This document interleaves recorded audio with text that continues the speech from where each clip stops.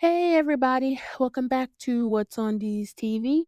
This is my commentary podcast where I talk about shows, movies, music, all things media that I like, that I love, that I watch, that I listen to.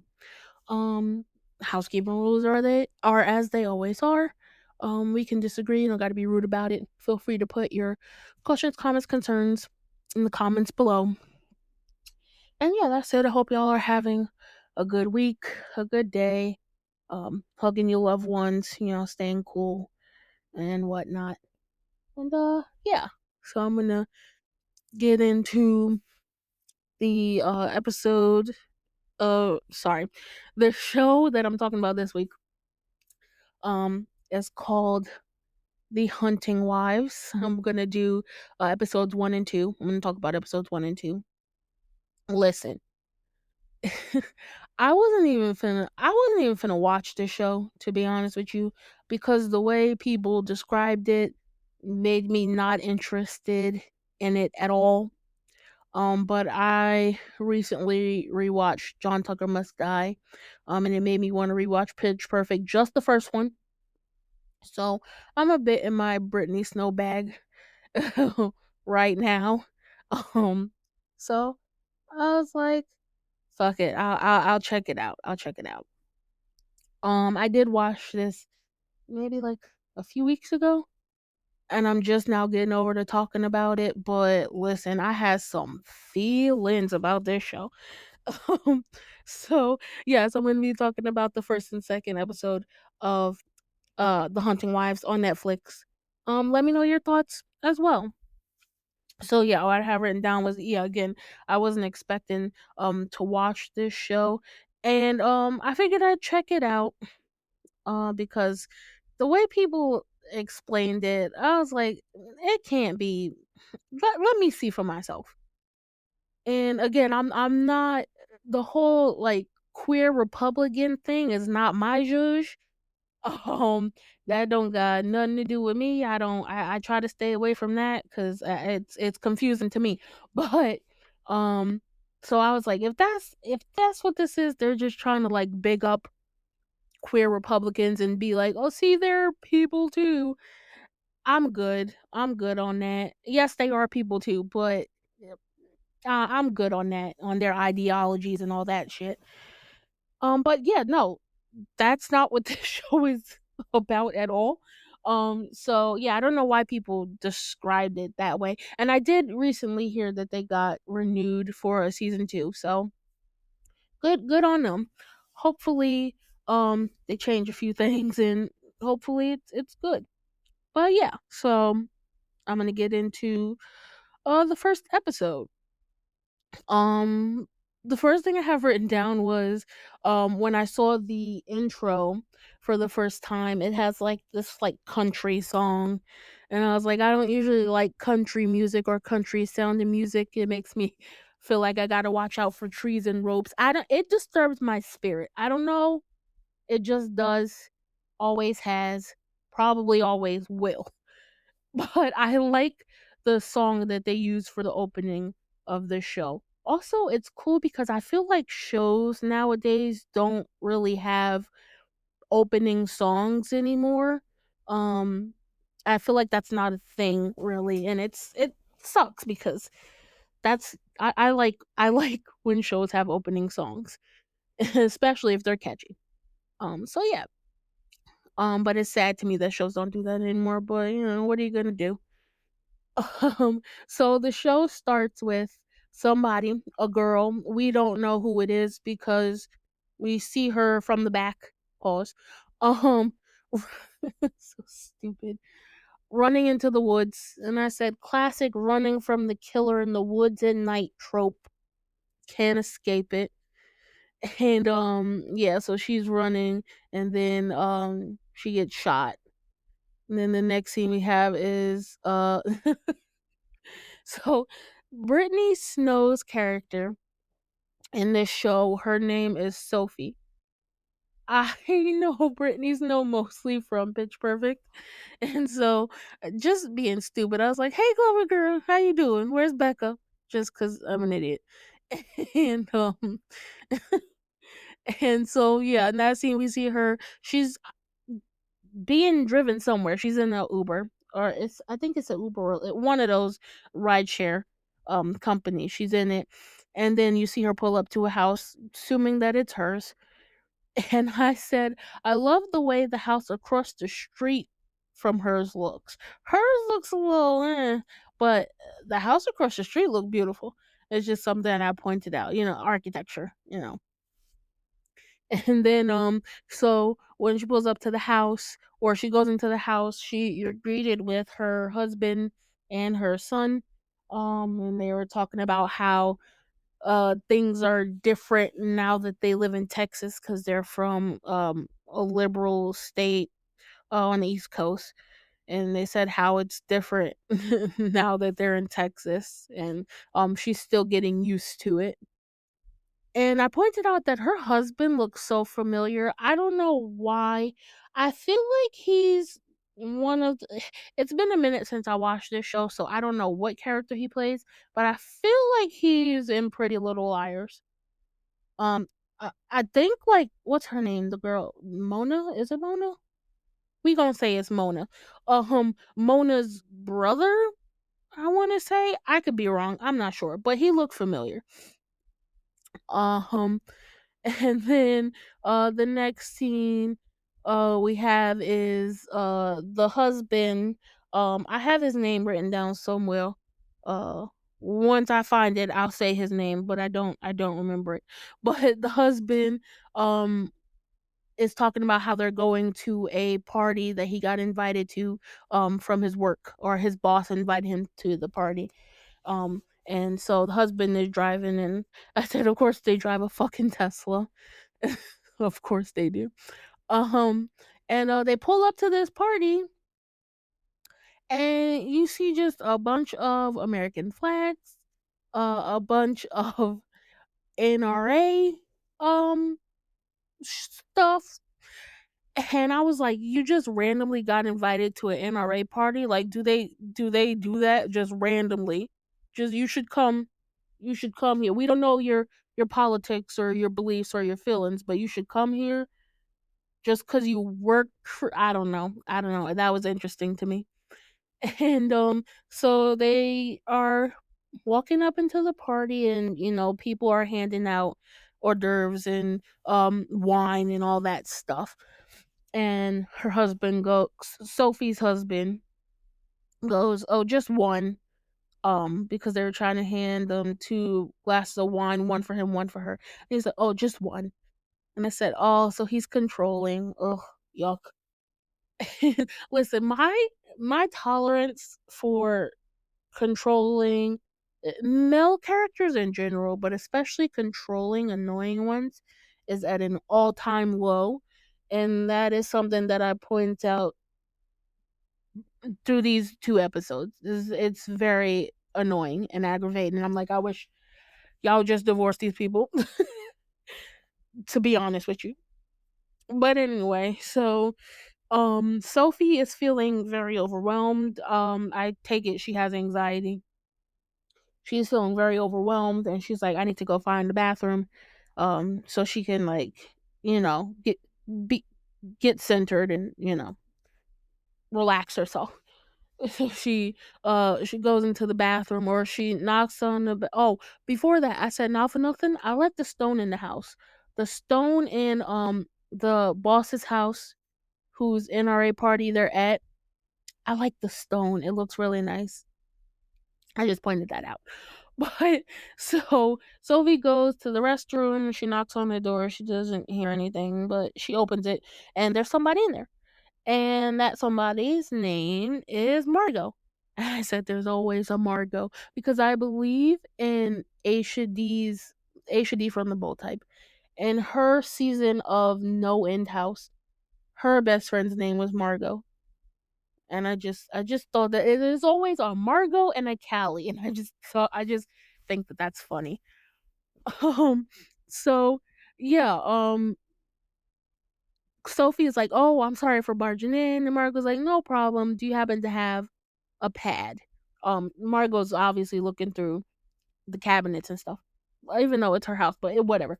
But she asked Sophie if she happens to have a pad. And I said it's funny how Margot asking for a pad immediately stood out to me, because in my experience, folks usually ask for like a tampon, and I have to be the odd man out and be like, "Oh, I don't use those. I have a pad though." So it's just funny. I mean, we see why, we learn why, but it's just funny that she asked for a pad instead of a tampon. And of course, Sophie was like, "No, I don't. I only have a tampon." I just thought that that was funny. That stuck out to me.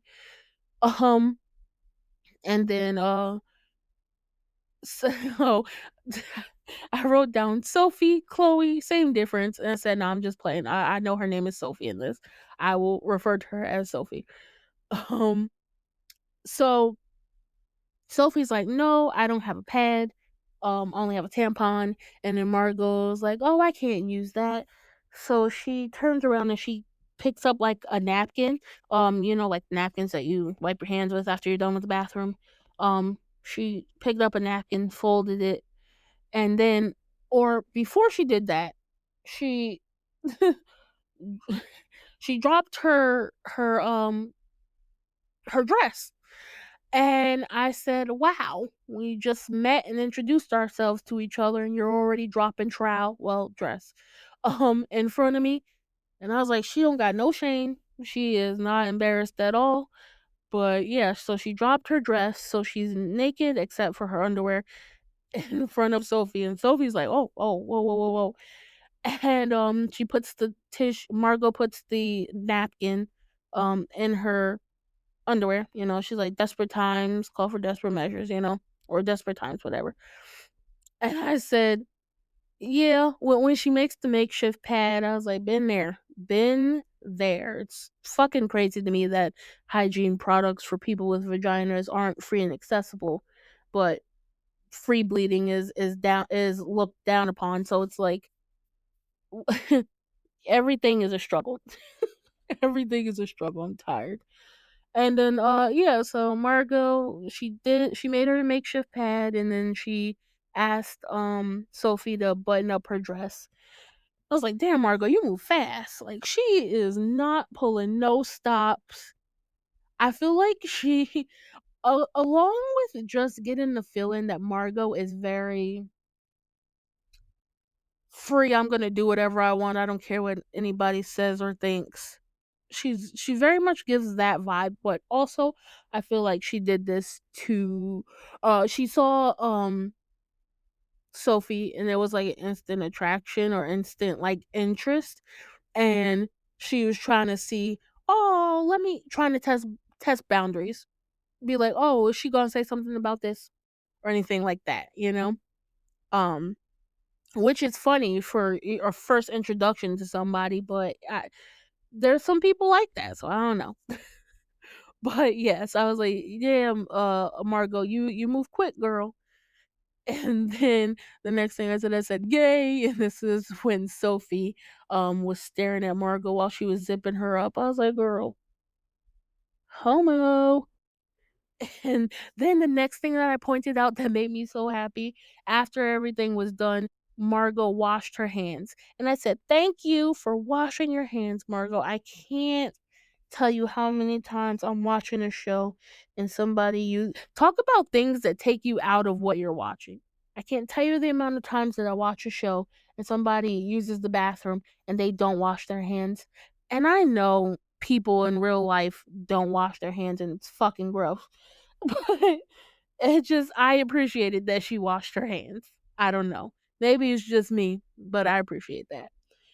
And then so next is Margot asking Sophie, "Is she okay? Is everything all right?" And or telling her she can use the bathroom. She's not shy. And Sophie was like, "Oh no, I didn't have to use the bathroom. I just need to take a Xanax." And Margot was like, "Oh, you got an extra?" And so they took the Xanax together in the bathroom. And Margot looks Sophie up and down, and she's like, "Well, this party just got more interesting." And you see Sophie is like immediately enthralled, and I just think that it's funny. how quick the attraction happens. So I think that that's funny. And then, so the next scene we have is Jed Banks, the husband's boss. He's throwing this NRA party, and he comes on stage and he starts talking about. I'm sorry, it's just so stupid. Anyway, I said that Jed Banks. I feel like he could be any number of people. To be honest with you. And then, so he starts talking about the death of a citizen, a citizen, a resident of their town, a young girl. And I said, "You're using this girl's death as a talking point for your campaign, Jed. Not even a moment of silence, or we're grieving, or we're thinking of the family, or we're grieving for the victim, or anything like that. Just straight into self-serving. Jed is a terrible person, and I hate him." Um, so yeah, part of his speech was saying how, oh, they're bad people, they're killers and rapists and all that stuff in our town, and you think they don't have guns. So we good people, quote unquote, need to have more guns. And I said, yeah, so give good people more guns. That'll solve everything. That'll solve everything. And that's his whole campaign. He wants to be elected mayor, and that's his whole fucking campaign. Not shocked they're having an NRA party, so I guess it makes sense. But yeah, I pointed out, I said it's crazy how my thoughts on firearm ownership prior to becoming a firearm owner have not changed. If anything, it's made my thoughts stricter. The gun laws in this country are a joke, and they need to be examined, then re-examined and changed or updated. I won't preach though. I'm just saying the way he talks about guns and gun ownership disgusts me. And it's the fact that there's people in the real world who think like that, and that disgusts me even more. But I won't preach. I'm just saying it's ugh. The thing that I don't the thing that bothers me about this show is just how, like, yes, it's fantastical, and yes, things are overblown and all that, but there's still people who think like this and believe this, and it just ugh, it's like watching reality. It's so gross. Anyway, so Jed is talking about how, oh, if I know you're wondering if I'm gonna run for mayor, but you're gonna have to wait on that. You don't have to wait too long, blah blah blah. And he introduces his wife to the crowd, and of course his wife is Margot. I said, "Yup, makes sense." And as he's introducing Margot to the crowd, you see Sophie's face. I'm like, Sophie is sprung already. That's hilarious. But yeah, so the next scene is Sophie and her husband are talking to Jed and Margot. And I just pointed out, I don't like Sophie's husband. Like, he weirds me out. He feels like a control freak. Like, yes, some things I understand, but for the most part he just seems very fucking annoying. And it just, I'm like, of all the dudes in the world, you pick this man. He's very annoying. And maybe that's just me, but he's very annoying. I'd love to hear other people's thoughts on not just him, all the all the husbands in this show. They all aggravate the fuck out of me, and I'd like to hear people's thoughts on that as well. Um but yeah, so Jed is asking Sophie because her husband tells him that she was in politics. And so Jed asks Sophie what she thinks of his speech. And at first Sophie's like, "Oh no, it was good." And then he's like, "Nope, tell me the truth." And she says it was, slightly racist.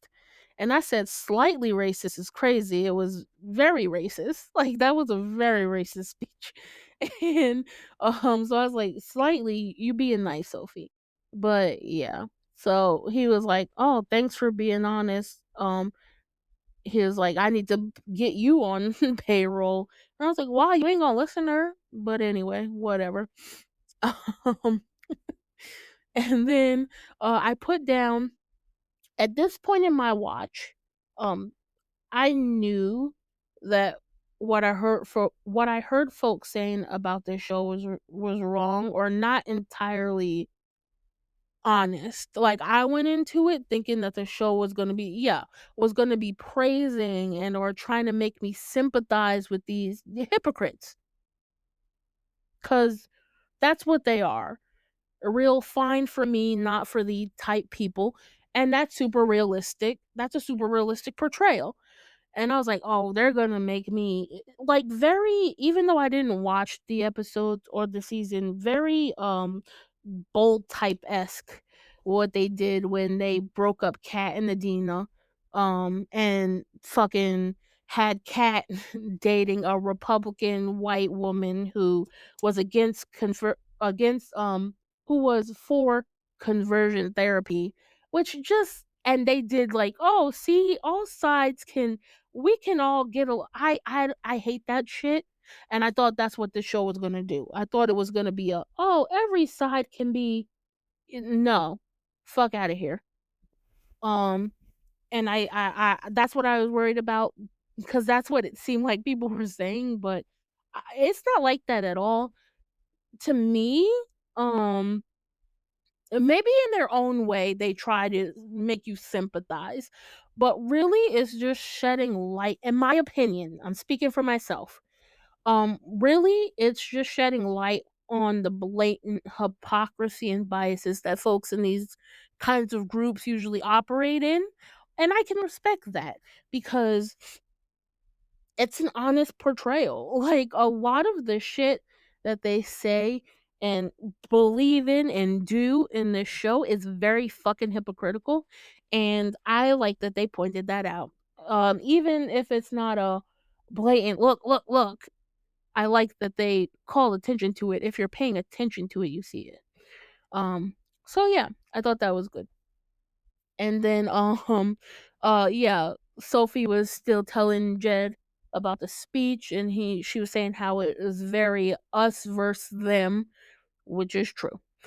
And so as they're talking, you see women walk up to them and one of them goes, "That dress, those titties," talking to Margot, and I said, "You have no chill, cause that's the first thing you say when you walk up to them." Callie is the person who said it, and I said, "Girl, first of all, I think I've said this in other podcast episodes, but Callie is my favorite name. My car's name is Callie, it's Calliope, and I really like that name. I don't know why, I just do. And so anytime there's a character in a show with the name Callie, I'm like, "Ooh, instant, let me see what they got going on." And Callie is very blunt and obsessed. She is obsessed. She a little crazy, but kind of loyal in a in a weird way. And I think she's fun. Like some of the stuff she say is ridiculous and funny. And so Callie might be, even though the bitch is crazy, she might be my favorite character in this show. Um, just because she's very like, oh my god, I'll get more into it, but I like Callie so far. I like Callie. Um, and yeah, so Margot was saying, "Oh, one of the friends, I have her name in here too. I forgot it. I'm sorry. Brad's mother. Um, let me see if I can find it. Jill. Jill is her name. So one of Margot's friends, quote unquote, I don't know, his name is Jill, and she has a son named Brad, and I'll get into that. But Jill is very much a boy, very good representation of a boy mom through and through. Exaggerated? I was gonna say kinda, but honestly, from what I see, not really. Not really an exaggeration. Not really an exaggerated portrayal. She very much thinks that her son is her husband type tease, and I definitely see that shit as well. So anyway, but yeah, so of course Jill's like, oh, do you know where Brad is? Because she's obsessed with him. And um Margot's like, oh, I will. He's probably helping the boys with something, the twins with something. I'll go check and see. I'll go see. I don't know who's. Oh, okay. The twins are Jed's kids with his ex-wife. Because I was trying to remember whose kids those are, because I know they're not Margot's. Yes. So she's like, "Oh, I'll go look for it." And then Jill was like, "Oh no, I can go." And Margot goes, "Oh no, that's fine. You paid 5K to be here. You might as well go and like have a good time, hang out." And I said, "These are your friends, quote unquote, and they paid $5,000 to go to a party? Ain't ain't no. No, no, and they paid for. I would never. I'm sorry. It's not that important. I'm okay. And I know they have the money to blow. They don't give a fuck. But I feel like even if I had money like that, I'm not paying $5,000 to go to no fucking party. And get out of here. No, that's crazy to me. But whatever. So the next thing we have is Brad with his girlfriend. They're in a room and they're hunching, you know. And I said, y'all really got a hunch when there's a house full of people downstairs. And I said, straight people are strange. The reason why I say this is because I notice, no matter where I'm at, if I'm at Publix, Walmart, whatever, the I'm not trying to be offensive. It's just interesting to me. Straight people would be, or straight couple would be in the fucking customer service line, making out like it's the most romantic place they've ever been. And it happens every fucking time I go to the store, especially Walmart. Well, Walmart customer service line just necking. And I'm like, y'all don't, this is, this is the best for y'all? This is what gets y'all going? Not judging, but I'm kind of sort of judging. I don't. It's just very fascinating. So yes, I said straight people are strange. Like you got a house full of people, you know you can be interrupted at any point. Not to mention, or not to, I have to mention, Jill. Her husband is a pastor. Brad is the son, and his girlfriend's name is Abby. She's a member of the congregation, and she's very religious as well. So I'm like, y'all don't care about getting caught because y'all doing this when there's a house full of people downstairs. It's very interesting to me. I just thought that part was funny. Um, so Abby gets up and she's like, "No, we can't do this. It shouldn't have," because she has like a purity ring and all that stuff. And she's like, "It shouldn't have happened before. We shouldn't have done this. I regret it." And so she gets down on her knees and starts praying to God for forgiveness. And while she's doing that, Brad is just jerking it because I don't fucking know. So that's happening, and then Margot, as she's still looking for Brad, for his mama, she goes to the twins and she asks them, "Is Brad with them, or have they seen him?" And they're like, "No, blah blah blah," or "He's with Abby," whatever like that. And so she um opens the door, and Abby's still praying, so she doesn't see what's going on. And what's his face? Brad is still jerking it.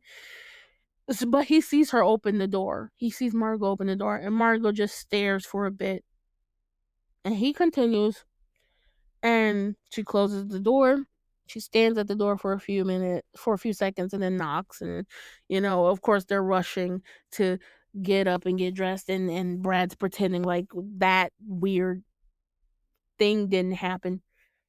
And, Margot's like, "Hey, Abby, I think you should go. Brad, your mom's looking for you." All that stuff. So Abby is like, "Okay," and she rushes out.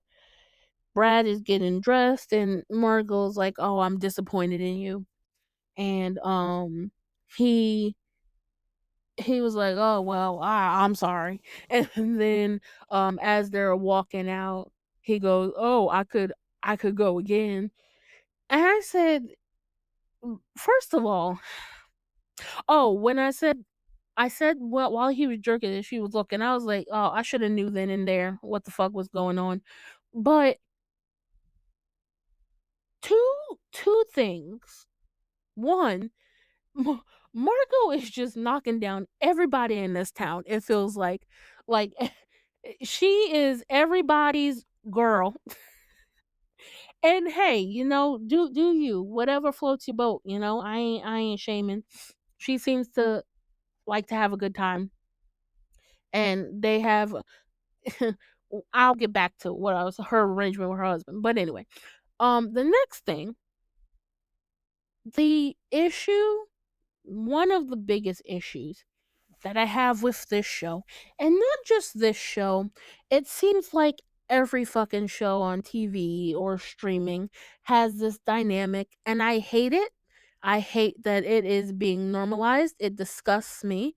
And again, I know that it shows the hypocrisy that people in these groups navigate in, and it's definitely happening in real life, but I fucking hate it.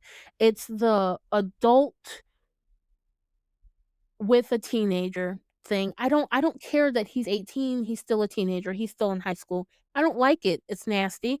I hate it. It makes me uncomfortable. And it seems like every fucking show has this dynamic going on and it's very annoying to me. So, I hope in season 2, I know that their relationship for whatever fucking reason is a big part of the show. I really hope they do away with that for season 2. I don't wanna sit through more of I can't do it. It grosses me out, and it really takes me out of the show. So that's my I think my only complaint about the show. And again, it's about a lot of shows on TV. I hate that dynamic. It's not fascinating to me. It's not interesting. It just feels like shows and movies have a way of bringing things to the forefront and making it be like making stuff normalized, and I don't think that that's something that should be normalized. I think that that is something that should be ostracized. Sue me. Maybe I'm the weird one, but I hate it. So yeah. I just had to point that out, and again, their relationship plays a huge part in the show, so I'm going to constantly talk about my discomfort of it. If y'all have a problem with that, I sorry, I don't get why, but it's a thing. They did it. It's their show. So, whatever. But yeah, no, I hate that. Um so the yeah, Brad is like, "Oh, I can go again." And Margot walks up close to him, zips up his zipper and is like, "You should get out of here," and all that stuff, whatever. Um Next scene we have is Jed sitting on it's later, the party's over. Jed sitting on the couch, reading the news, talking about how Abbott is freaking out. I'm assuming he means Greg Abbott. I don't fucking know. Anyway, talking about how he's freaking out, and Margot is like, "Why do you? Why? I thought you said you were thinking about running. Like I did. I She thought that her husband was only thinking about running, not that he was actually going to do it, and she's concerned because rightfully so, because they're into some shit. And so it's like you want to keep your business to yourself when you run to be any type of official, your business is public. And it's crazy to me that well, again, Jed isn't a douchebag and a self-serving prick, so he probably doesn't care. But it's crazy to me that Margot cares more about how they'll look and be perceived versus Jed, who's running. It seems like he doesn't think about that or care about that at all, which I guess makes sense. He's a man. They, they. It's hard to muck their names and whatnot, but it's still very fascinating to me knowing what they're into. But hey. But yeah, so yeah, Margot was like, I thought that you were considering running. I didn't know that you wanted to. And she was saying how what they're into, it wouldn't be a good look. And he was like, "Oh, stop. You're starting to sound like my ex-wife. Can you stop with the feminism bullshit?" And she was like, maybe she was right. And he was like, it's enough. I said it's enough. I don't want to hear it. And then he starts talking about his new employee and Sophie's husband. And Sophie brings her up, and he's like, "What's up with her?" And um, Margot is like, I like Sophie." And I was like, "I bet you did, Margot. I bet you did like Sophie." Mhm. And then so yeah, they start hunching, and we go to the next scene.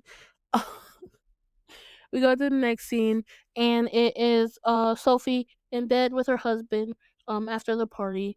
Um and he's trying to initiate some action. And Sophie's like, "Oh, I'm tired." And he's like, "No, I'm tired too." So he gets up out of the bed. I'm assuming to go use the bathroom. And Sophie is on her phone, and Margot texts her an address to a cabin that her and the girls hang out at, and inviting her. And I said, "And so it begins." So the next scene is the the log cabin. The next scene is Sophie pulling up, Sophie's husband driving. Hold on, let me see. What did I do? What did I do? What did I do wrong? I said I really like this house, Margot's house, not the furniture, but the house. Oh yeah, and I said Jed is a douche. I said, "Oh yeah, this is when they started making." I was like, "There's too much straight shit going on for me." Luckily, the next scene was everything happening with Sophie and her husband, and then Margot sending her the address for the house and whatnot. And I said, Margot is sprung on Sophie too, not for nothing. It's mutual. It's a mutual attraction. You can tell from the beginning. And I don't know if that they meant that, but or maybe it's just the chemistry, but you could tell from the beginning that it's a mutual attraction. Um, so yeah, the next scene is them pulling up to the log cabin. Sophie and her husband, he's driving, and their son's in the back seat. He's pulling up to the log cabin. Log cabin is beautiful. I will say it is really cute, and her husband is giving her like a pep talk about how to interact with these women, and he's like, just don't be emo, just be light and bright. And I say, I hate this man. Like, you control what she drinks, what she eats, when she drive, or whether she drives or not, how she, like, you're trying to change everything about her. And it's like, why did you marry her if she's if you have to change and criticize literally everything about her? Why the fuck are y'all married? I know why she's married. And it's why a lot of the women in this show have husbands. Comp head. But I don't get the attraction, and her to him either. I know why, but it's annoying. He annoys me. And yeah, I said I hate that man. So anyway, Sophie gets out of the car and she knocks on the door. Margot opens up with a drink, and she's like, "Oh, you're in time. I just made margaritas." And Sophie tells Margot that she doesn't drink. She's like, "Oh no, I don't drink." And Sophie slams the door in her face. And I said that scene was fucking hilarious. Just the look on her face, and she like slams it. And then I said, "Yeah, that cracks me up, not gonna lie." And then she opens it. She's like, "I'm just playing. Come on in." And so Sophie goes in, and then it's Margot, it's Jill, it's Callie, and the black lady's name is Monique. I think she I think it's Monique. Um so those are all Margot's friends, quote unquote. They have a very interesting friend dynamic, I will say that. um and then yeah, I said, "Oh, a black lady. There's always one, just one." And um when Sophie was trying to get to know the ladies, she was like, "Oh, so what do y'all do for like work?" And Monique goes, "We don't work, we wife." And I said, "Gross." The way she said it, not their choice to be stay at home moms. It's the way she said it. And I was like, "Oh, yuck." But so Margot starts paying more attention to Sophie, because mutual attraction, and you see Callie is just not happy about it. And I say, "Callie, girl, your green is showing." She is pissed. She does not like Sophie, mostly because obviously Margot is attracted to her. Oh, Callie, poor girl. And so Callie says something really like rude, but in like she tries to say put it off as like a joke. And Margot goes, "Oh, excuse her. She thinks she's being funny, when really she's just being a cunt." And I said, "I love that word." And Jill was like, "Oh, I hate that word. Very, whatever." But I love that word. And so I laughed. I laughed out loud. Um, and so Margot asked Sophie if she wants to get on the boat. I said, "Of course they have boats. Of course they do. Because it's a lake. It's a, log cabin at the lake." So she's like, "Yeah, sure." And Margot's like, "All right, we'll grab the guns and then go." And I said, "Boats and guns. Okay, then." They even have holders for the guns built into the boat. And I was just like, that's fascinating. And then, so they're driving to where they're going to be shooting and whatnot. And I said, Margot's wig is giving me Megan 2.0. Like the scene in Megan 2.0 where Megan is flying in the, I don't know what it's called, like the human flying suit, whatever. And you could see her that wig was just not good. And I said, Margot's wig is giving me Megan 2.0. That is not her hair. Come on.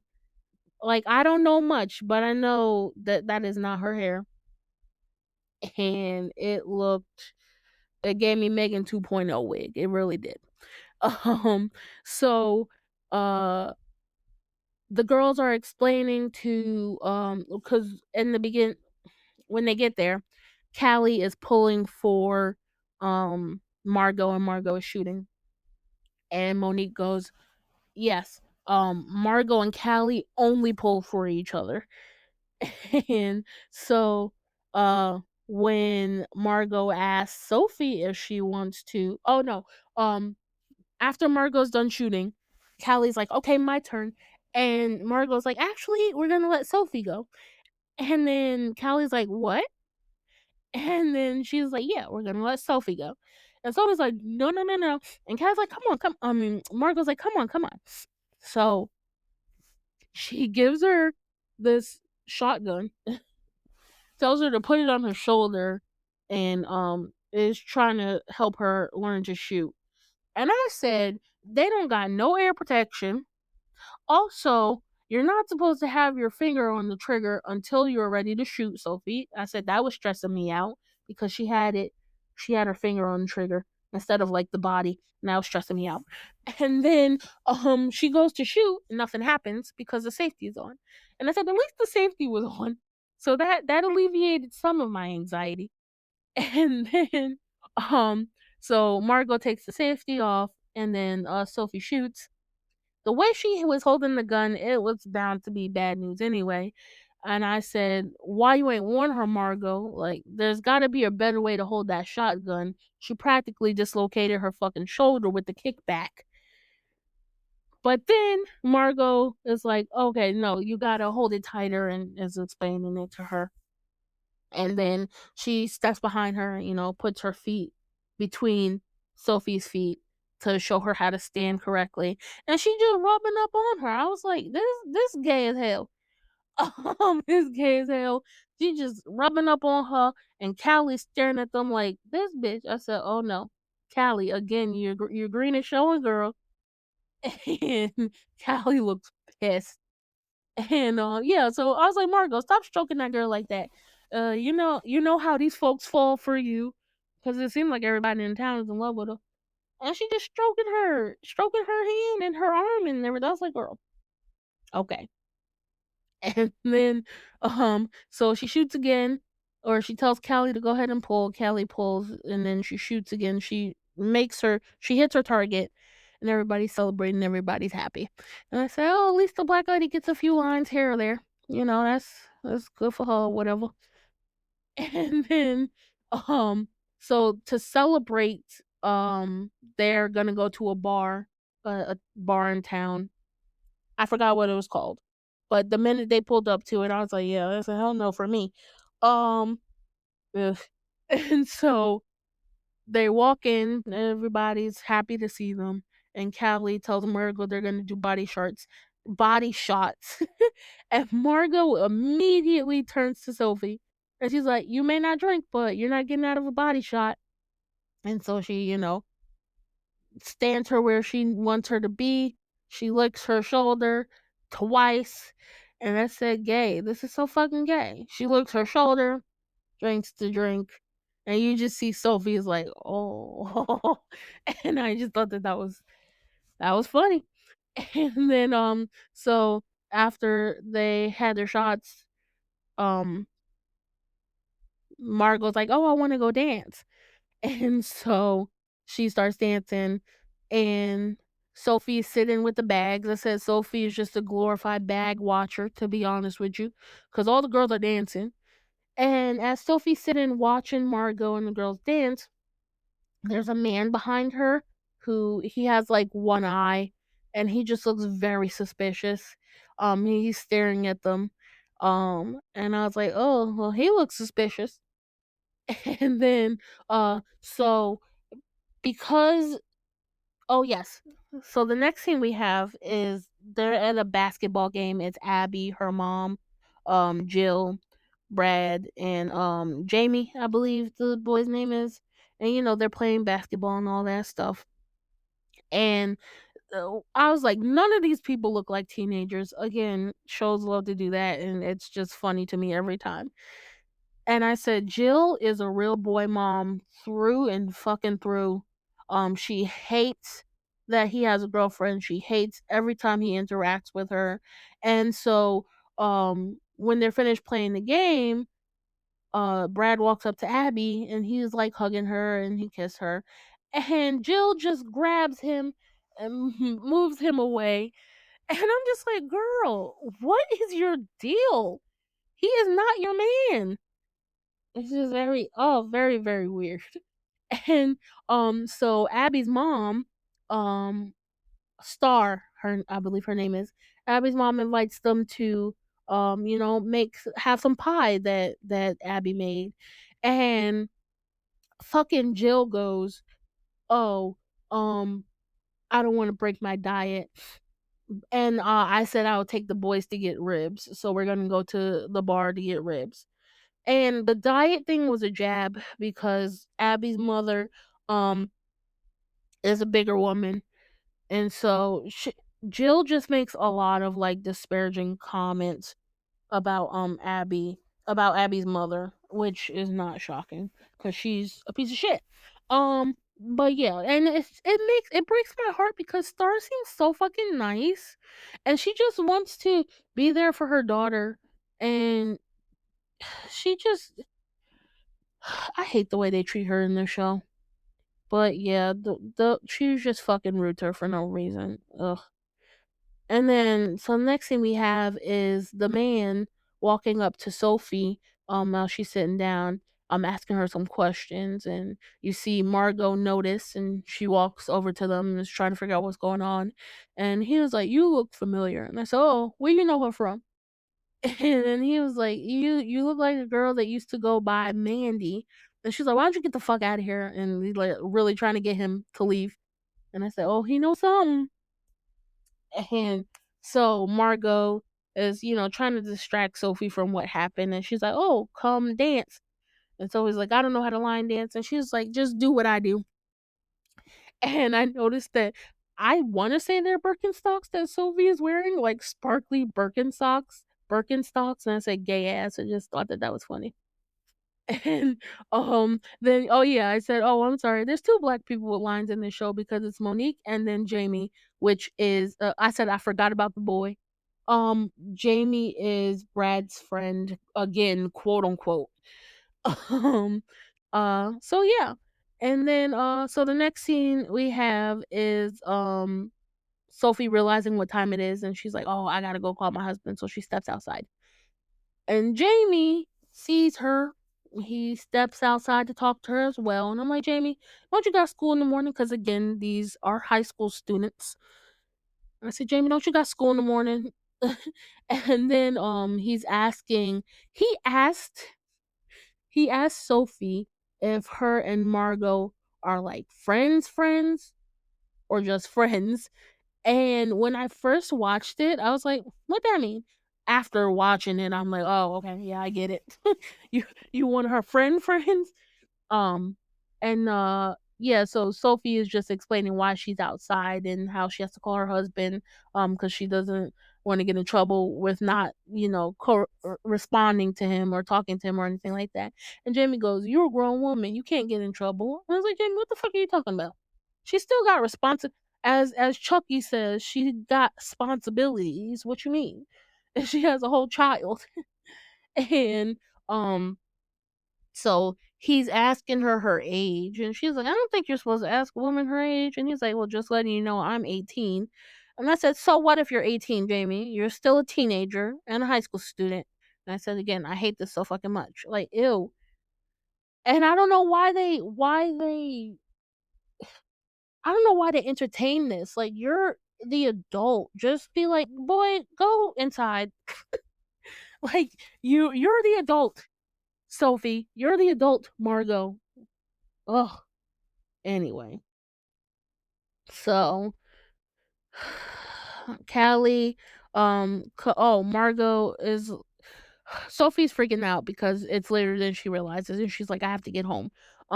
But she can't find a Lyft or an Uber at that time of night. So Margot is like, "Oh, I'll drive you." Mind you, Margot's been drinking, so that I'm like, why the fuck would you agree to that anyway? But anyway, Margot's like, "I'll drive you," and Callie's like, "Oh, you're supposed to be my ride," and Margot's like, "Well, you can catch a ride with Monique," and Callie's like, "Yo, what the fuck?" And I said, "Oop, Callie, she got a new toy. That should tell you something about y'all situation. She got a new toy. It's over for y'all." But whatever. And yeah, I said, "Why are you letting Margot drive you home, Sophie? She was drinking. These choices are stressing me out." And that is a theme with this show. The choices being made stressed me the fuck out. But whatever. Um, and so Margot's driving Sophie home. Then they get into like a little kind of confrontation, kind of sort of, not really, because Margot gets it in her head that a car is following them, and she just drives like a crazy person, and also she was drinking. Um, and you can see Sophie is real nervous about it. And she's like, "Yo, what the fuck is going on? Like, why did you do that? And why do you have a gun?" Because when the car was driving past, Margot opened up her her safe. What is it? The box under the dashboard. What the fuck? My brain is. Anyway, she opens up that and Sophie sees a gun and she's like, "Why do you have a gun in your car?" And I was like, "It's Texas. Why wouldn't she have a gun in her car? You know how much they love guns." Like, you met her at an NRA party. Why the fuck wouldn't she have a gun, girl?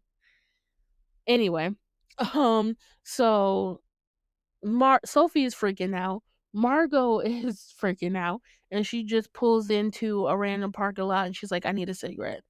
And I'm like, I would be like, do you really need to stop in some random ass parking lot to smoke? Like, can you just take me home?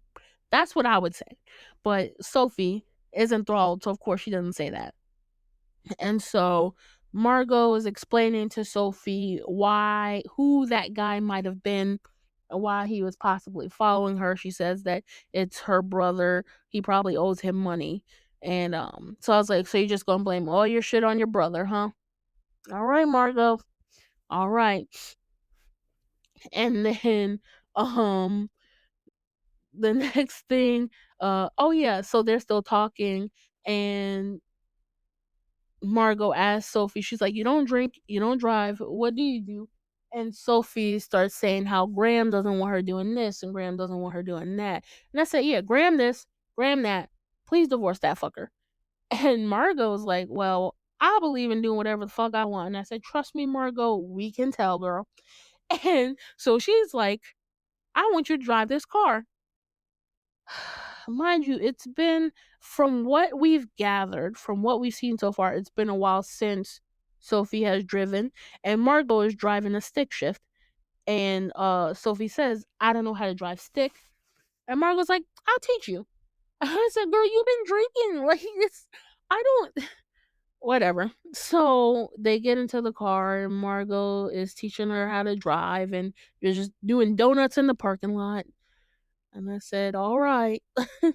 I said, you went from not driving for a while to driving stick shift that you didn't know how to drive, but you're doing it anyway. I said, bad decisions all around. And yeah, I said, this show is so bad for my anxiety. And I also said, Margot is a terrible influence, but it's not like she's making Sophie do anything. Sophie has free will, and she's doing this stuff because, again, she is enthralled and attracted to Margot. And so she wants to spend time with her. So, yes, Margot's a bad influence, but at the same time, again, Sophie is an adult. And they just make bad decisions. So, but yeah. So as they're driving, so Margot is like, caressing Sophie. And I said, these lingering touches, Margot, gay ass. Because she does that a lot. She touches her a lot. And yeah, I said, doing donuts in the parking lot. Y'all just know the cops won't harass y'all, huh? Must be nice. But also, Margot has the cops in her back pocket too, so it don't it don't really matter. They know that they'll be left alone. And so the next scene is Margot dropping Sophie off at home. She's driving again. Um, and Sophie is like, oh, thank you for all of this and all that stuff. And Margot goes, oh, I love you, girl. It's cool. Like we buds now, whatever. And Sophie, the loser that she is, she goes, I love you too, to Margot. And then it's just silence. I said, Sophie, get out of the fucking car. Damn homo. Go in the house. Like she did not say I love you like that. And I love you too, girl. Anyway. So, the next scene we have is Abby sneaking out of her house at night, to go with Brad. And I said, see, this is why I'm happy. I had anxiety as a teenager. Sneaking out in the middle of the night was never something I even fucking considered doing. I didn't even entertain it. Doesn't sound like a good time to me. And having anxiety, it could be a blessing. Could be a blessing sometimes. Yeah.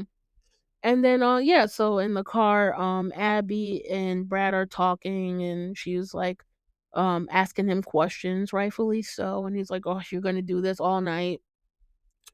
And I said, Abby, you giving this boy so much, and he's giving you nothing. And I said, then again, ain't that usually the case? I don't know. So I feel bad for Abby too. She doesn't anyway, whatever. Um, so the next thing we have is Callie. She's next to her sleeping husband. She's on her computer. She grabs her husband's badge and she's trying to access files that she should not have access to. Um, and she's trying to figure out what Sophie's deal is. And I said, Callie, you that fucking jealous over a woman that ain't yours, that you gon' peep through her file that you should not have access to over a woman that is not yours while you're in bed with your husband. It's very fascinating. And yeah. So the next thing we have is Callie realizes that part of her file is locked and she can't bypass it. She can't get through it. So she's like, what the fuck are you hiding? The next scene is Margot. She gets home. And as she's walking up, you see Jed in the hot tub with two naked women. And she's like, I said, yeah, the fucking hypocrisy of it all. This was Margot coming home, finding her husband hunching with two girls in a hot tub and not thinking anything of it. and telling them to have a good time. And I'm like, but someone being gay is an issue. It's very fucking fat, and there's people like this, so it's just funny to me. It's very fascinating. And yeah, I like that this show points it out, whether they mean to or not. I peep it, and yeah, I think it's funny. Then the last scene of the episode is again the girl from the beginning. She's in the woods. She's trying to run away and then crawl away, and then she gets shot in the back of the head. And I said, "Well, somebody did," and that's how the episode ends. For an intro episode, it was it was jam packed. It had a lot of stuff going on, and I was entertained. Um, there are some people that I'm like, these are terrible people, and then there's some people that I'm like, these people are crazy. But I was entertained. Again, as of right now, as of like through these first two episodes, my favorite character is Callie because she's just so fucking unhinged and crazy and obsessed, and I just think that that's funny. So next we get into episode two. Oh, for episode one, I rated a good 8.5 out of 10. Um, Again, the only thing I would change about it is the same shit that I would change about the whole series, and that's the teenager adult relationship shit. I don't like it. The next scene, sorry, episode two opens with, um, a father, presuming a father and daughter hunting, and they shoot an animal. I guess it's a hog. I don't know what kind of animal it is. I don't hunt, but I was like, oh, poor whatever that animal is, because she shot it dead. She shot it dead, and I said, oh, poor animal. And then so they're walking up close to it and they see there's like a slipper on the floor on the ground, and it has like they're in the woods. They see a slipper on the ground and it has blood on it. And they're like, "Oh, let's follow what's going on." And they follow it to a bunch of I'm going to say they're hogs, a bunch of hogs eating something. And so the dad like scares them off, and then they find a body, and I said, "Oh boy, they found the body." Presumably, it is of the girl who got shot at the end of the last episode. The way the episodes work is uh they're going back in time. So everything that the first part of episode one and the last part of episode one are together. In between, it's the lead up to the girl getting shot in the head. Okay? So all this is what happened prior to the girl getting shot in the head. In episode one. Episode two, now they found the body. But again, they still do flashbacks. So after they found the body, the next scene is they're in church and they're singing a song. And I said, I'm triggered. These folks in church singing and whatnot. It it hurt. I don't like it. I don't like it. Um, it makes me uncomfortable. And I was like, Jill is a psycho. Because her husband introduced her. Again, her husband is the pastor of the church. He introduced her and talked about all these great things that Jill does. And I said, Jill is a psycho. She's a psycho and she's obsessed with her son. Um, and so the husband, the preacher, he's like, "Oh, why don't we have the new people to the congregation?" Of course, Sophie, her husband, and their son is there because they were invited. And so he's like, "Why don't the new people come up and stand in front?" And their son runs up to the stage, so they follow him.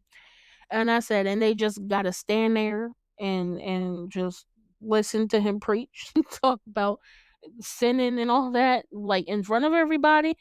I said I couldn't. And as he's talking about sinning and all that stuff, Sophie starts crying, like her eyes get watery. And I said, "Bitch, is you crying?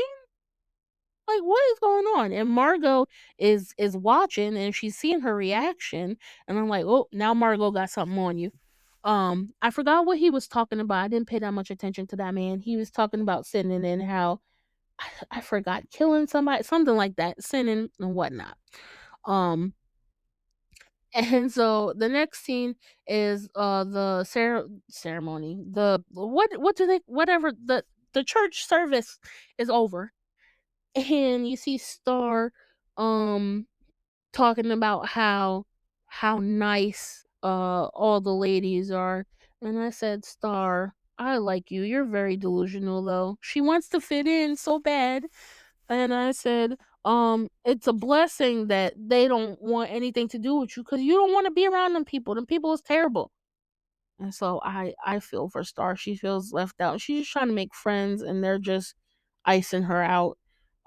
Sophie was the only one to like talk to her and have a conversation with her. Um and not treat her like an outsider. I don't know. But the next thing we have is Sophie's son running up and like hiding under tables and whatnot. And Sophie's like, "Oh, I forgot the boy's name," but she's calling after him. And the husband is barely trying to catch up with him. And I said, "This man can't handle their one son, but he wants them to have another."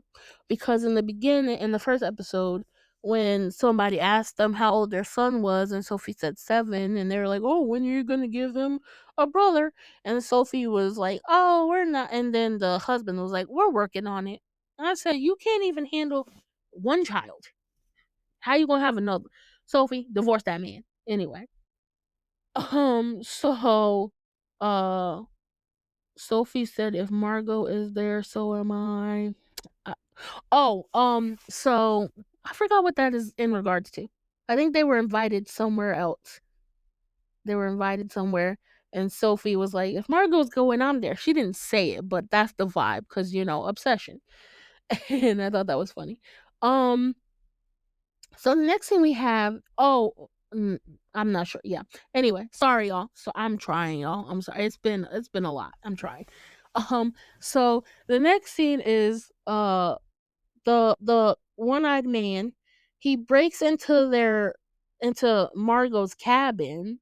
And again, I said, "Now he breaking into her cabin," and I said, "I really like this cabin. I like it. It looks really nice." Um, and he's like looking at all her stuff and whatnot, and then he decides to use the bathroom. And I said, "Okay, but why do I have to watch him piss? Like, why do I have to watch him peeing?" I it's they. This is the same thing with Euphoria too. They like to show ass and naked men for no fucking reason. And I'm like, "I don't wanna see this. This is not what I signed up for. I don't wanna watch this man pee." Like, the hearing it is bad enough. Whatever. The next scene is, Brad and Jamie and Abby are with the youth group and the youth pastor, and they're singing. I say, "Y'all sound terrible." Um, but yeah, so Pastor Pete is asking them what's going on and telling them about their trip to Mexico, and Brad is like, I actually can't go. Um, their mission trip. He's like, "I actually can't go. My mom doesn't want me to," and so he's explaining he can't go on the mission trip anymore. Whatever. Pastor Pete is the youth group leader. Very fucking weird, very fucking sketchy, skeeves me out terribly. And, so after Jamie and Brad leave, because they have to get ready for this car wash that they're doing to raise funds or whatever, Abby is sitting down and Pastor Pete sits next to her. And I'm just like, "Abby, get the fuck away from this man." Like, he's so weird and it's crazy because when you watch it, he doesn't do anything off putting. He seems to care, but you just know he doesn't. It just maybe it's me. I can always tell when somebody is not good news, and he just skeeved me out. So I was like, Abby was talking to him and telling him everything that was going on with her, and he was like, "Well, is everything all right with you, Brad, and all that stuff?" Because I think he saw that she wasn't wearing her purity ring anymore because she had given it to Brad in season 1 and told him that yeah they should have more sex or whatever. Um, and he just he skews me out. But yeah, so the next scene is the car wash, and I was like, do people actually go to these car wash things? Like regular, non weird people, non perverted people, do people actually go to these car washes? And if so, why? Um, and I'm talking about the ones where they're like overtly sexual for no reason. That's what I'm talking about. Not like a regular car wash. Ugh. But anyway, so you see Sophie and her husband are in their Tesla and they're about to get their car washed. And you see Jamie walk up and he is like, he says to um Sophie's husband while looking at Sophie. The husband is looking down. While he's looking at Sophie, he's like, "Don't worry," because the husband is like, "Please, like, be careful with the car." And he's like, "Don't worry, I'll treat your gal real nice." And I say, "Yuck, ew, ew." I hate it. I hate it so much. Anyway, so the next scene is Jed and Margot talking, and Margot is like, "Listen, I don't think that you should run our business. Like, we don't want our business out there." And he's like, "Why are you so against me running?" And I said, "Cause she don't want nobody in her fucking business. How up your own ass can you get, Jed? The stuff y'all doing is very hypocritical and would not look good. So it wouldn't look good to who they're trying to appeal to. Even though, some people just ignore it and sweep it under the rug. But I'm like, it's not weird that she doesn't want her business out there. She doesn't want to be part of any smear campaigns or anything like that. And you shouldn't either, based on the shit that y'all do. But hey, maybe that's just me. And yeah, I said everybody's husbands are terrible in this damn show. Like, I hate them all. So, the next scene is Margot. She's driving through trailer parks on like the bad side of town or whatever, in a BMW convertible, top down, thinking a little scarf is gonna hide her from view. And it's like, Margot, you so extra. And that did nothing. But she pulls up to a house, like a trailer, and it's her brother. And I said, she gets invited in. I said, for the house to look so decrepit, the couch is in good shape. I don't know. It's just something I noticed. And so Margot's telling her brother, like, I don't know what you got going on, but you need to tell people to stop following me, because she thinks that the dude following them, the one I do, is somebody who her brother owes money to. So she drops a duffel bag on the ground and says it's 20K in cash. And I said, "Ooh, 20K. Let me get a dollar." And then so she tells him, like, he says, "Oh, an election year is gonna be extra." And she said, "This is the extra.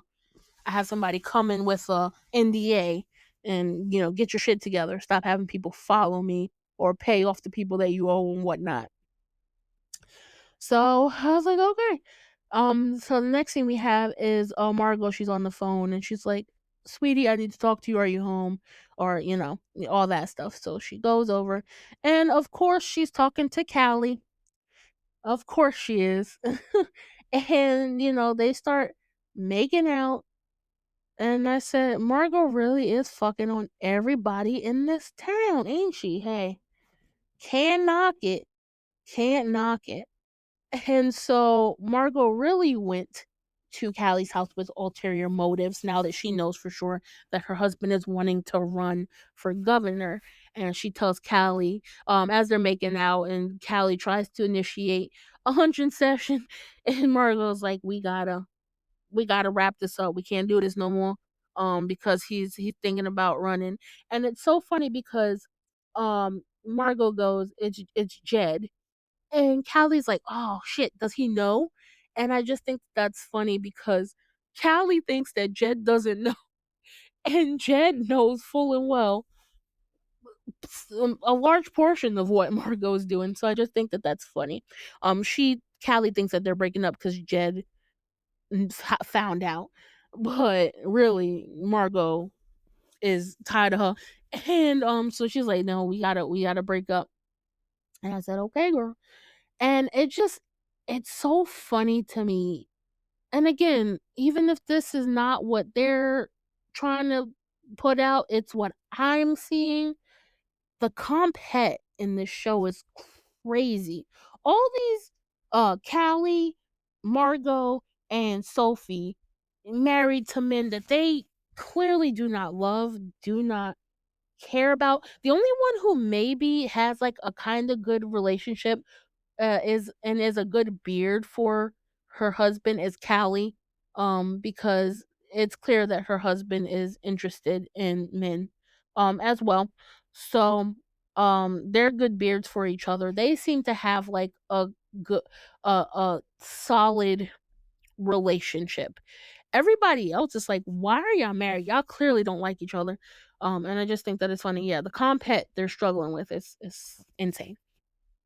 But yeah, so Margot breaks up with Callie and then she's leaving her house. And as she's walking away, she's smirking because she's happy she got rid of her. I said, Margot is really cold blooded. Callie was so in love with her. And because she got a new toy, Sophie, she just on to the next. Oh, I feel for Callie. Callie girl. Anyway, but Callie is crazy. But I feel for she was in love. She was in love. Anyway, so the next scene is Jill's crazy ass. She's sitting at dinner with her husband and Brad, and she keeps trying to feed her son more chicken because saying he needs more protein. He's like, I don't want that. She's like, please eat it. And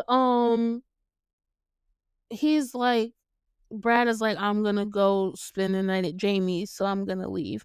Cause she was like, oh, maybe what was it? Oh, Jill was trying to get him to date somebody that she approves of, and the husband was finally like, can you just let the boy eat his damn chicken? And I was like, oh.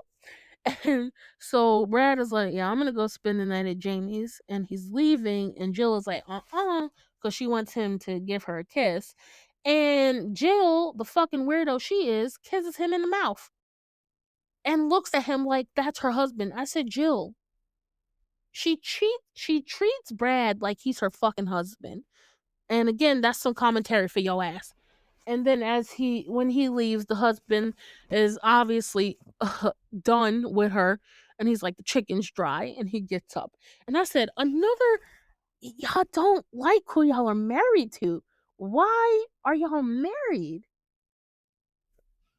I don't know. But yeah, Jill's weird ass. Something wrong with her. Anyway, yeah, I said so. Oh, so none of these married couples are actually in love with each other. Got it. Understood. Understood. Whatever.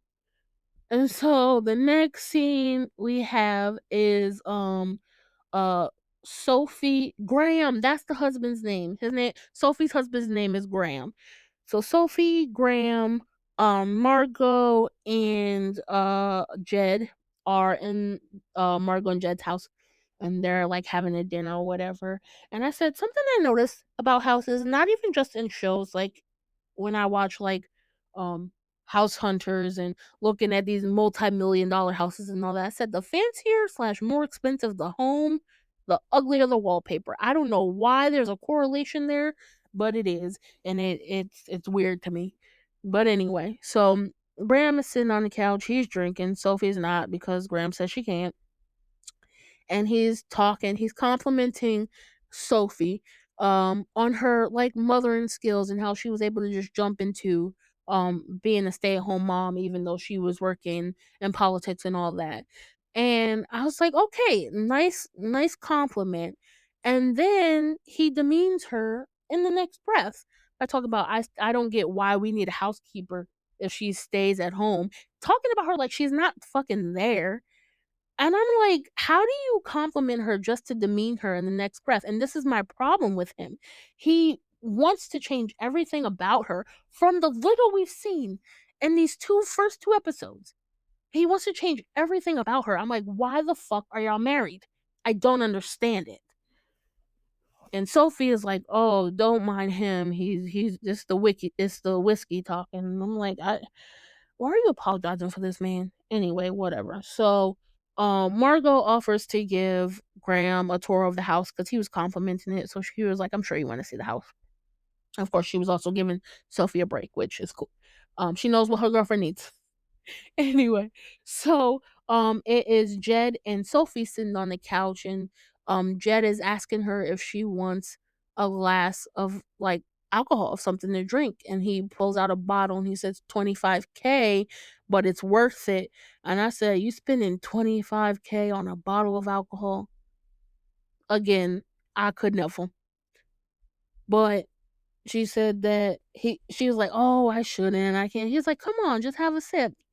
And because Sophie doesn't know how to say no, she was like, "Okay, okay." She had a sip and she's like, "Man, that's good. It's smooth."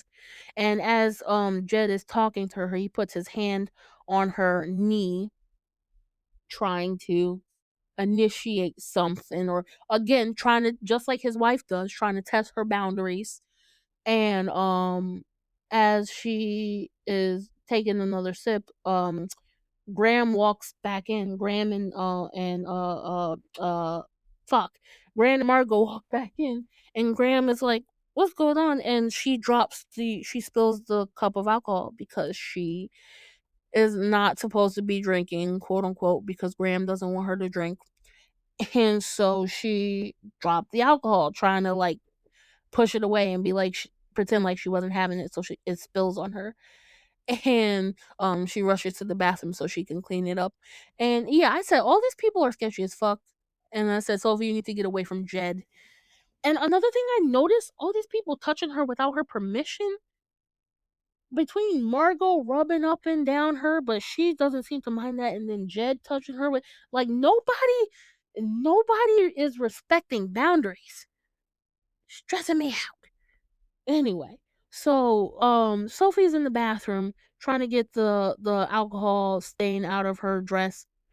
And for some reason there's a picture of Jed and Margot in the bathroom. And I said, "Why do they need pictures of themselves in the bathroom?"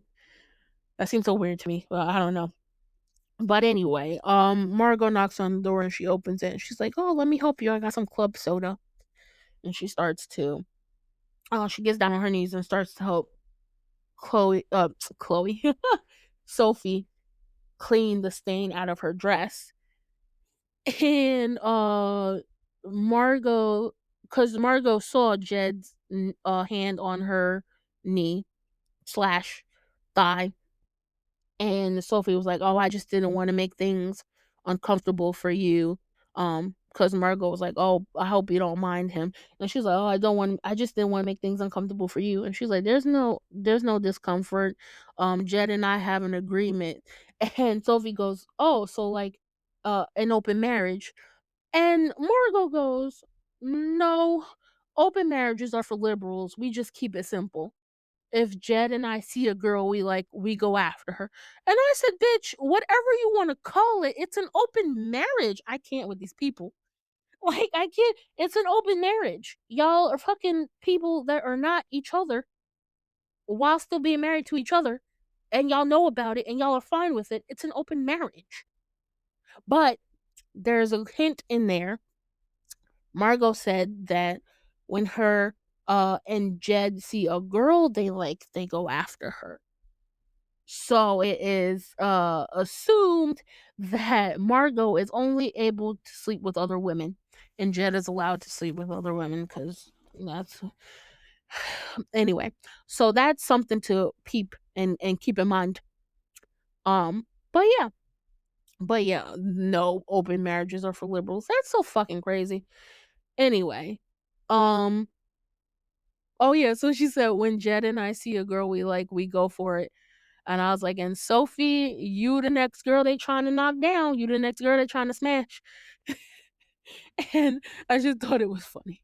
Um, so the next scene is Abby and Brad are in, I'm trying to remember what's happening.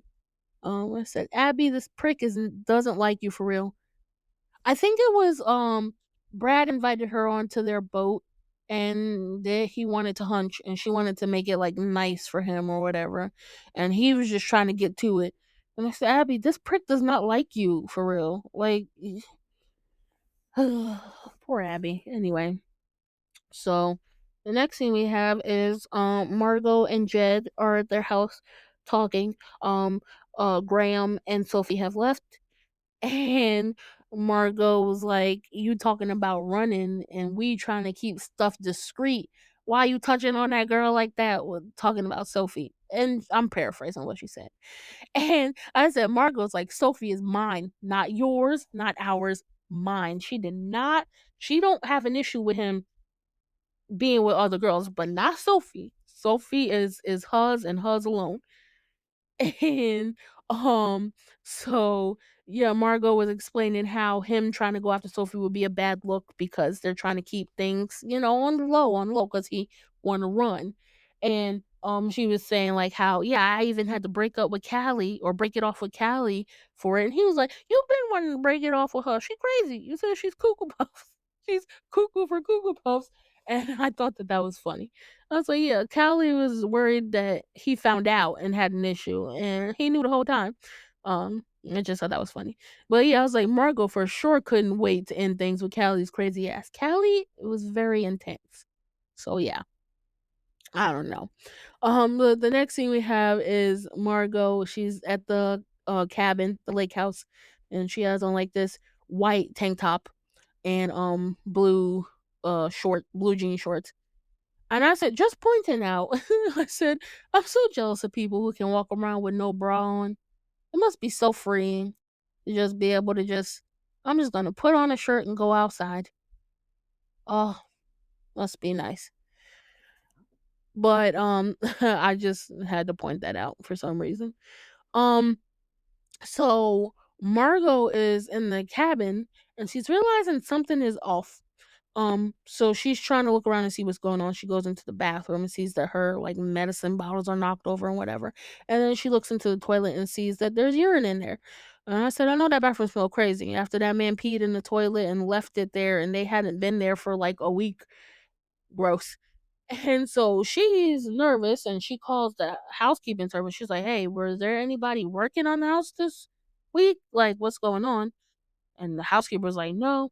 And she's like, "Okay, no, nothing to worry about. Thank you." She hangs up and then she opens up an app and immediately she got Brad on speed dial. And I said again, I fucking hate this. And she told him that she needs him to come over. And Brad, the next scene, Brad is with Abby. It's the night after they was hunching in on the boat. And Abby is talking about how really just laying it out her feelings for him and how she was like, "Oh, I'll go with you when you go to your do your scholarship for school and everything like that." And he was just like, you could tell he was just like, "No, no, no, no. I'm not interested in that at all." And I said, "Abby, this boy does not like you. He doesn't like you." And it makes me sad because it makes me sad because she was really in love with him, it seems like, again, young, but still. And he did not reciprocate it at all. Now, I don't think he hates her, but it's clear that he just wanted one thing. And also he was kind of using her to take to hide the scent of what else he was in, what else he had going on. And it's just sad that Abby was the throwaway for that. It seems like she was a throwaway for that. So I don't know. The next thing we have is Sophie. Her husband left her a sticky note. He's like, "I took the boy, their son." He's like, "Can you just order these things for the house?" And she's like, "Sure." And then I said, "I like the backsplash in Sophie's kitchen. Like, finally something different than fucking white subway tiles or white herringbone pattern. I like the way that it looks, the color and the pattern. It looks. I just had to point that out. But yeah, so Sophie is sitting on the couch and she's looking at pictures of her, Margot and the girls, and she starts, flicking it. And I said, not Sophie flicking it to thoughts of Margot, gay ass. Oh, she's so sprung. It's so funny. The next thing you have is Callie. She's sad and she's crying. She's really upset that Margot ended things, and I said, "Callie is going through it. I feel for her." So the next thing you have is Sophie. She decides to drive to get the ingredients that Graham asked her to get instead of having them delivered. And I said, "Oh boy, Sophie's on the road again. Everybody watch out as we get further into the season." Why I say that will be more prevalent. But I was like, "Oh boy, we we shall see." And then so Sophie's walking around town after she picked up the ingredients, and she went and bought a pair of cowboy boots cuz nothing says Texas like some cowboy boots. And as she's walking around, she's looking into different shop windows. You see the man with one eye following her and standing behind her, and she tries to run away, tries to get rid of him. She sees her, she gets to her car and she gets in, and for some reason the windows are down. And I said, "Sophie, why did you leave your fucking windows down?" I don't know what. There's like a severe lack of danger or precaution for danger in these shows, and it stresses me out so bad. Why are you walking around town and you have the windows down in your car? Anyway, whatever. So, she has a window down, and because of that, the man is able to get her and be like, "Hey, I want to talk to you about something." And Sophie's like, "I'm gonna call the cops." And he's like, "Well, listen, I just need to talk. I need to ask you about Jed and Margot." And Sophie's like, "Oh my god, they couldn't have picked someone like better, thinking like, oh, it's the Democrat. Sorry, it's the Democrats that are trying to get, info on Jed and Margot, and he wanted to talk to her about it." And she was like, "I don't talk bad about my friends." And he was like, "They're not your friends. You have no idea what these fucking people are capable of." And I said, "That's the smartest thing anybody has said in this show thus far, because all of these people seem like terrible fucking people. And the fact that you want to be around them is kind of says something." Like, he was like, "These people are not your friends." And I said, "Yep, well." And so he's like, she's like, "Okay, one drink, one coffee, so we could talk about it." And then she drives off. And he's like, "Damn it." But the next scene we have is Abby. She's at work. I think it's Whataburger. I don't know. But she's at work, and you see Jed's ex-wife comes up.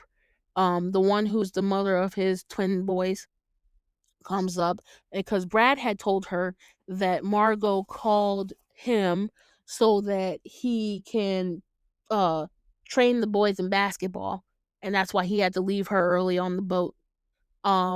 And his ex-wife is like, "What? Those boys don't know what to do with a basketball." Like that's stupid. They would never. And I said, "Well, now Abby knows Brad lied to her just so he can go see Margot." She's already suspicious. So, you know.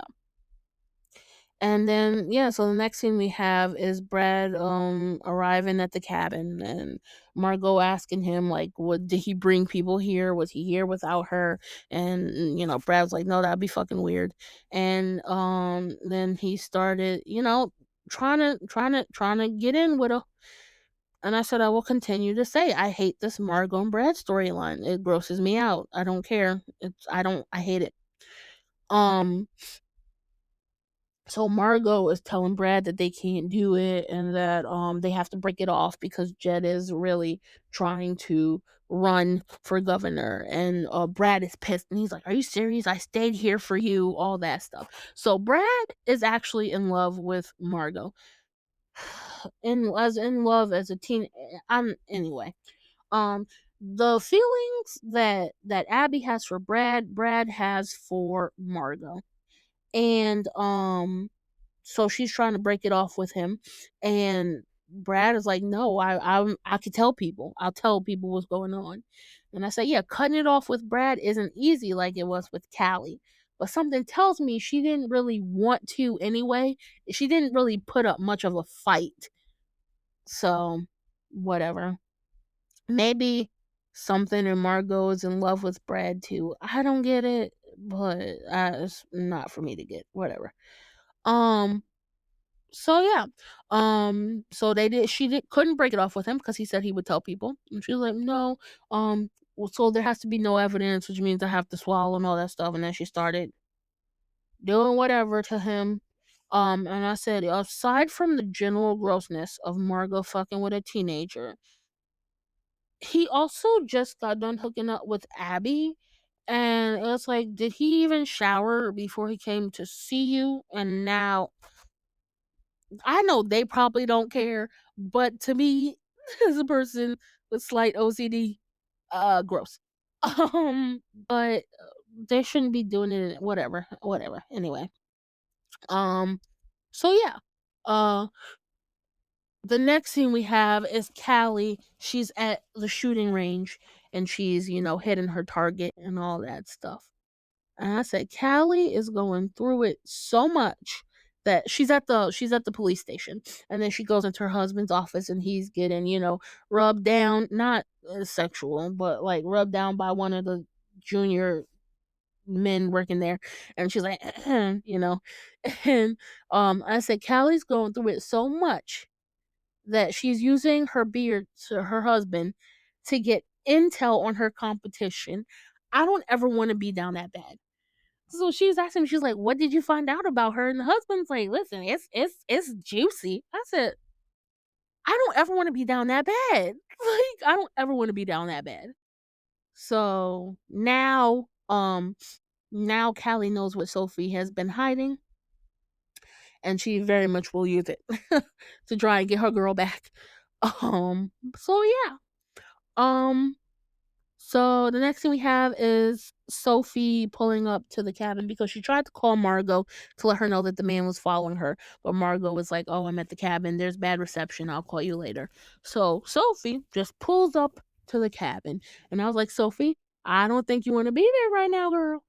And so she's knocking on the door. There's no answers. She goes to the side of the house to the window, and she sees something. I said, "Oh, maybe you do want to be there." She sees that Brad is performing an act on Margot, and Margot is into it, and Sophie's like, "Oh my god," and she just keeps staring, and Margot feels eyes on her, so she looks at Sophie, and at first she's like, "Oh," but then she just continues to, and so they're just staring at each other while Brad is doing his thing to Margot. And I said, "Not them I fucking well gay asses." Um Um, so yeah. And then I was like, "Well, I guess you got new material, Sophie. You got new material to free spank bank." And yeah, that's how it ends. She sees them doing that. So she watches for a little bit and then she moves to the side of the house and she's like, like, what's going on? Like, I can't believe what I just saw. Type tease. And I said, Margot and Brad hooking up is supposed to be such a secret and nobody's supposed to know. But they hunching in broad daylight in the living room with the blinds wide open. It don't seem like they care that much about not getting caught.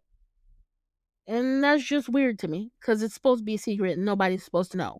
But yeah, so more questions than answered. But yeah, that was the end of the episode. I give this episode a 7.5. I again, I really don't like the Brad and Margot shit, and it sucks because again, it's such a huge part of the series.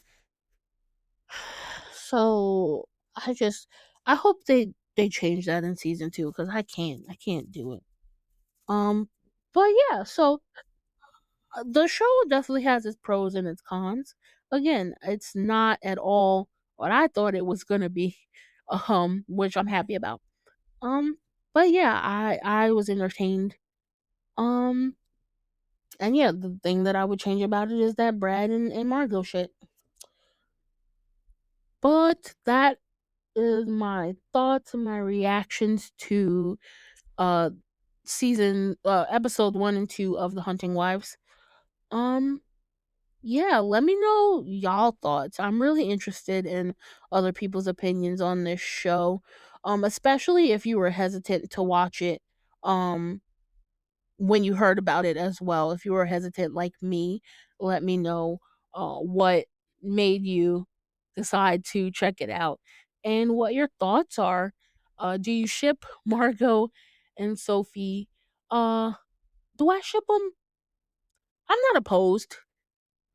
I'm not opposed. In these first two episodes, I'm not opposed. I just think that it's funny. No, but I mean that has nothing to do with her. I was gonna say I think that it's funny that they doing all this, but Becca and Chloe couldn't kiss in Pitch Perfect. But I guess that has nothing to do with them. And then the kiss that they did do, it was like a joke. Anyway, I'm not.